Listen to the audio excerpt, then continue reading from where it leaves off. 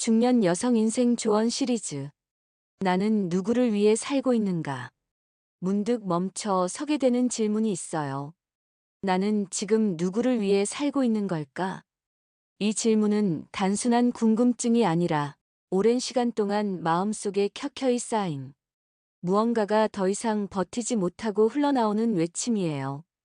오늘 이 이야기를 듣는 당신, 지금 이 순간만큼은 세상의 역할도, 가족의 기대도, 주변의 시선도 모두 내려놓고 오직 나 자신에게 집중해 보아요.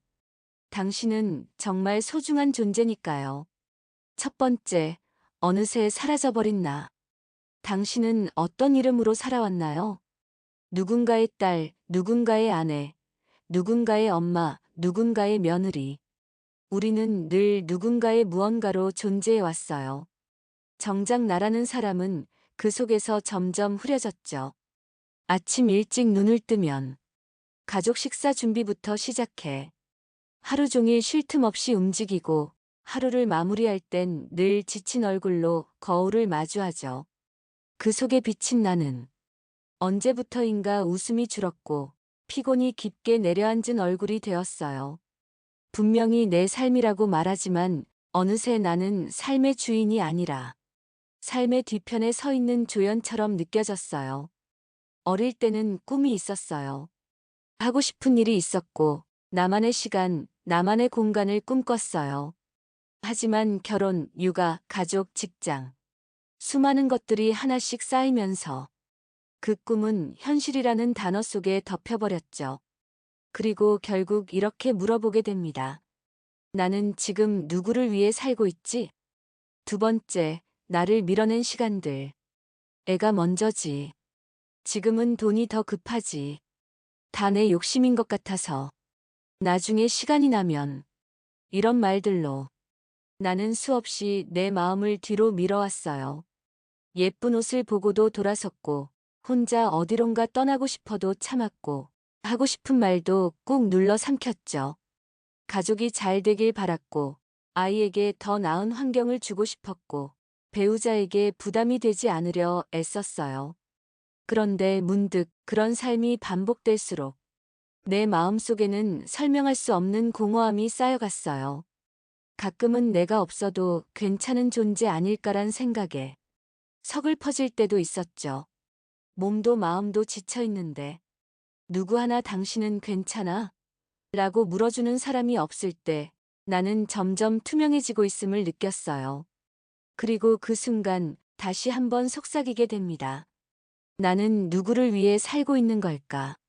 세 번째, 나를 잊은 대가. 한 번쯤은 다 이런 생각을 해봤을 거예요. 나는 나를 너무 몰랐다. 나는 나를 돌보지 않았다. 나는 나에게 너무 무관심했다. 내가 너무 외로울 때, 누군가에게 기대고 싶었지만 그럴 수 없었을 때, 누구보다 나 자신이 내 편이 아니었다는 걸 깨닫습니다. 몸이 아파도 병원은 미루고, 감정이 힘들어도 말하지 못하고, 늘 괜찮은 척, 강한 척을 했던 나. 그러다 결국 몸이 먼저 말합니다. 만성 피로, 우울, 짜증, 무기력. 마음이 병들고 있다는 걸. 몸이 먼저 신호로 보내는 거예요. 그제서야 우리는 멈춰서게 됩니다. 그리고 다시 물어보죠. 내가 나를 이토록 방치해도 되는 걸까? 이 삶이 정말 내가 원한 삶일까? 네 번째, 눈물로 깨달은 것들. 어느 날 밤늦게 식탁에 홀로 앉아 식지 않은 밥을 마주하고 울음을 터뜨렸던 적이 있어요. 그 누구도 잘못하지 않았고 큰 사건이 있었던 것도 아닌데 그날따라 이유 없는 눈물이 멈추지 않았어요.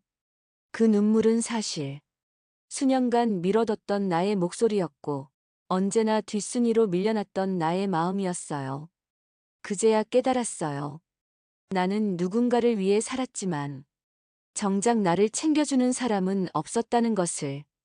그리고 이제야 알게 되었어요. 내가 살아있다는 것을 느끼기 위해선 누군가가 아닌 바로 나 자신이 필요하다는 것을요. 다섯째, 이제는 나를 향할 차례. 지금부터는 조금씩 나를 위한 삶을 시작해도 돼요. 아무리 늦은 것처럼 느껴져도 내 마음을 돌보는 일은 언제 시작해도 늦지 않아요.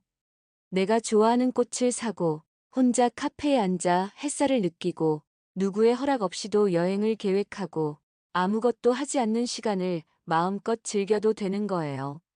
이건 이기적인 게 아니라 당연한 거예요. 그동안 너무 오래 누구를 위해 살아왔으니까요. 이제는 나를 위해 살아도 괜찮아요. 아니, 살아야만 해요. 여섯째, 나를 다시 만나러 가는 길. 내가 좋아했던 것들, 내가 한때 꿈꿨던 것들, 다시 천천히 기억해 보세요. 어릴 적 동화책을 좋아했었나요? 젊은 시절 일기를 쓰는 걸 좋아했었나요? 혼자 조용히 걷는 시간을 소중히 여겼던 당신이었나요? 그때의 나는 여전히 내 안에 있어요.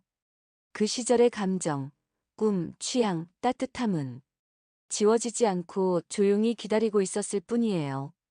다시 나를 만나러 가는 길은 거창하지 않아도 돼요.